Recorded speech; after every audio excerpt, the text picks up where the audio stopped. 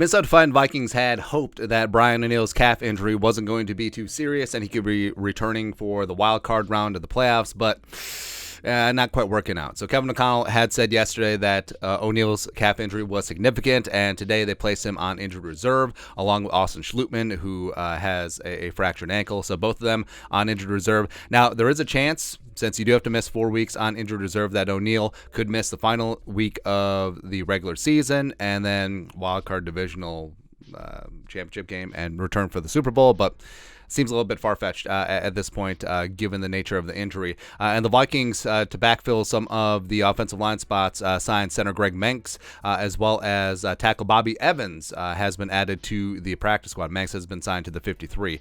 So background, Greg Mancz, he is 30 years old. He's a 2015 UDFA out of the University of Toledo. Has played with the Ravens, Texans, notably the Dolphins, Bills, and Browns, 32 career NFL starts. So he does have some starting experience, which is fantastic at this point. And Chris Reed will get into. They want to work him into the center spot and pick up the slack as the second backup behind Garrett Bradbury. But I mean, Mancz would be a decent fallback option, even though he will just be entering the building. Tackle Bobby Evans is interesting because I really liked him back in the day at Oklahoma, third round pick by the Rams. Of course, you have some familiarity with Kevin O'Connell and Wes Phillips.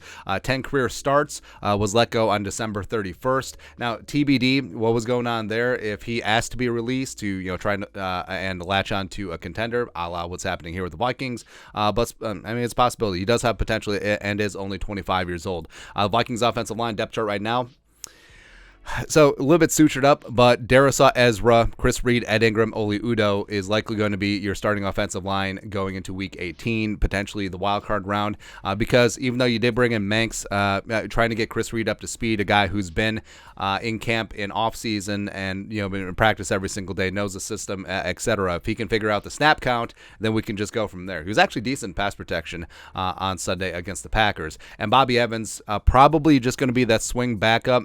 You probably might put him in ahead of rookie Vidarian Lowe. TBD, they do seem optimistic that Blake Brandel could return off of injured reserve. Obviously, he would be the swing tackle, potentially maybe even start over Oli Udoh. But I don't know.